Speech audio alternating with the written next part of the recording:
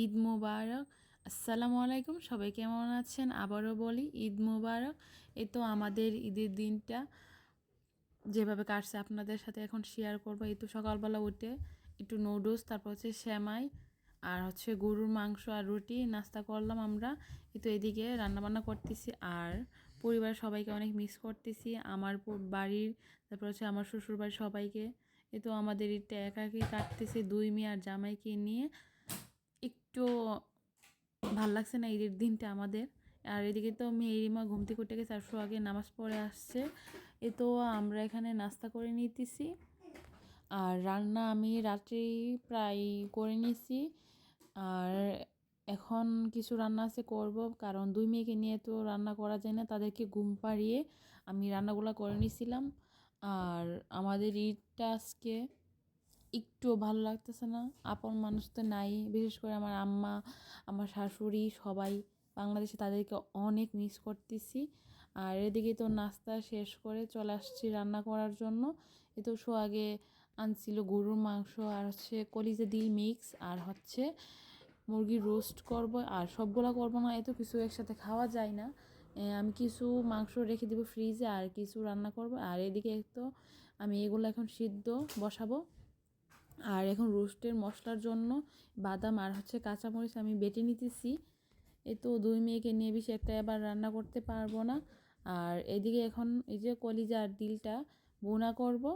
এই তো পেঁয়াজটা বাজার পরে দিয়ে দিয়েছি বাটা মশলাটা কষানোর পরে তারপর মশলা দিয়ে বসিয়ে দিলাম।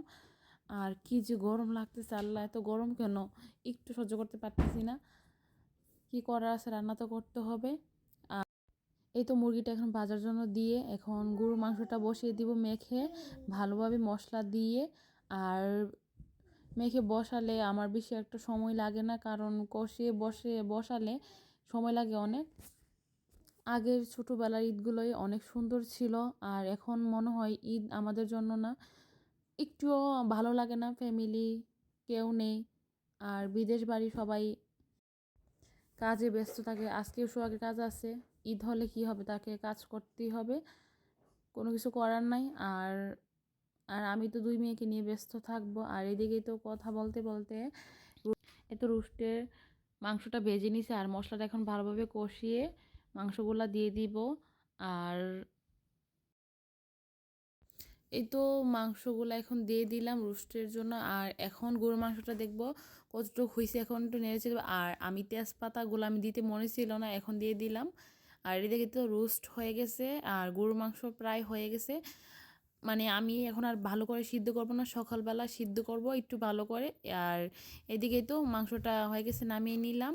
আর এদিকে তো কয়েকটা চিংড়ি মাছ নিচ্ছি, আমরা দুইজন, তার জন্য বেশি কিছু রান্না করি নাই, এগুলোই থাকবে। এই তো হলুদ আর লবণ দিয়ে একসাথে পেঁয়াজ আর হচ্ছে মাছটা ভেজে নিতেছি।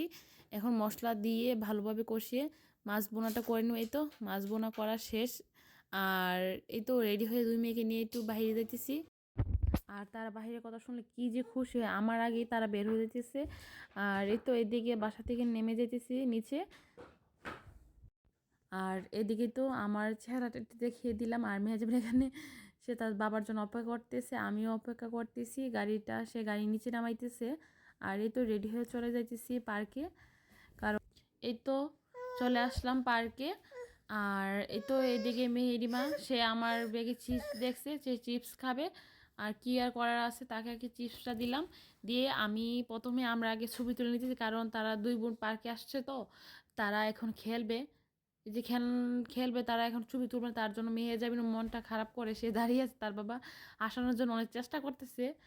আর কি বলবো, সে খেলার জন্য পাগল হয়ে গেছে। আর এখানে আমরা বলতেছি মেহেজাবিন আসো আমরা বসে তোমার বাবার সাথে আমরা একসাথে ছবি তুলি, সে বসবে না, সে যে কি করতেছে আল্লাহ। আর আমার ব্যাগে ছিল আচার, তাদেরকে আচার দিলাম, আচার খাইতেছে আর হচ্ছে ফুল দিয়ে খেলা করতেছে দুই বোন। আর ছবিগুলো আমি তুলে নিতেছি এখন। আর তুমি বাবার মারতেছ তোরা যাবে মেলিছি নিয়ে আসো আরেকটা নিয়ে আসো। আর তারা দুই বোন মিলে তার বাবাকে মারতেছিল এখানে লাঠি দিয়ে। তার বাবা বলতেছে আরেকটা লাঠি নিয়ে আসো, তোমার লাঠিটা কিন্তু ভেঙে গেছে। আর এইদিকে মেহেজাবিন যেইটা করে সেও সেটা করবে সব সময়। আর তো সব কিছু তাদেরকে ঘুরিয়ে চলে আসলাম বাসায়। আর চলে এসে অনেকটা দেরি হয়ে গেছে, আর তাদেরকে খাওয়াতে বসলাম। আর মেহেরিমা সে খাবে না, খাবার নিয়ে বসে আছে। আর দেখেন বসে সে ঘুমে মানে সে পড়িতেছে, সে তো খাবেন। তার বাবা শোয়ানোর জন্য চেষ্টা করছে, কিন্তু সে আবার উঠে সে আবার এভাবে ঘুমাইতেছে। কি আর করার আছে, দুই মেয়েকে ঘুম পাড়িয়ে চলে আসলাম খাওয়ার জন্য। আমি আর সোহাগ অনেকটা দেরি হয়ে গেছে আজকে বাইরে ঘোরাঘুরি করতে গিয়ে। আর সোহাগের কাজে চলে যাবে, তার জন্য এই তো খাবারটা তাড়াতাড়ি আমি সব কিছু গরম করে রেডি করে নিচ্ছি খাওয়ানোর জন্য। আর এদিকেই তো খাইতেছে। আর হচ্ছে দুই মেয়ে নিয়ে কথা বলতেছে, তারা যে পার্কিতে কত যে দুষ্টুমি করে। আর সোহাগ সে হাসতেছে, তার দুই মেয়ে যে তার সাথে এত দুষ্টুমি করছে এই কথাই বলতেছে আমাদের সাথে। আর এই তো বিকেল হয়ে গেছে, চলে আসলাম। এই তো একটু ফল কেটে নিয়ে আসছি, আর একটু শরবত নিয়ে আসলাম খাওয়ার জন্য। আর এই তো আমাদের ঈদের দিনটা এভাবে কাটছে। বাংলাদেশ থাকলে অনেক আনন্দ করতাম সবার সাথে, কি আর করা আছে, কপালে নাই আমাদের ঈদ বাংলাদেশে। এই তো এদিকে মেহেরিমাও ঘুম থেকে তারা উঠে গেছে, তাদেরকে একটু ফল দিয়ে দিলাম। আর মেহেজাবিন মেহেরিমা এখন আমটা একটু পছন্দ করে, আগে এত একটা পছন্দ করতো না। বিশেষ করে তারা একটু টক আম খেতে পছন্দ করে। আর এই তো মেহেরিমা আম খাইতেছে। আর ভিডিওটা বেশি একটা বড় করব না, সবাইকে জানাই ঈদ মুবারক। সবাই ভালো থাকবেন, আমাদের জন্য দোয়া করবেন। আল্লাহ হাফেজ।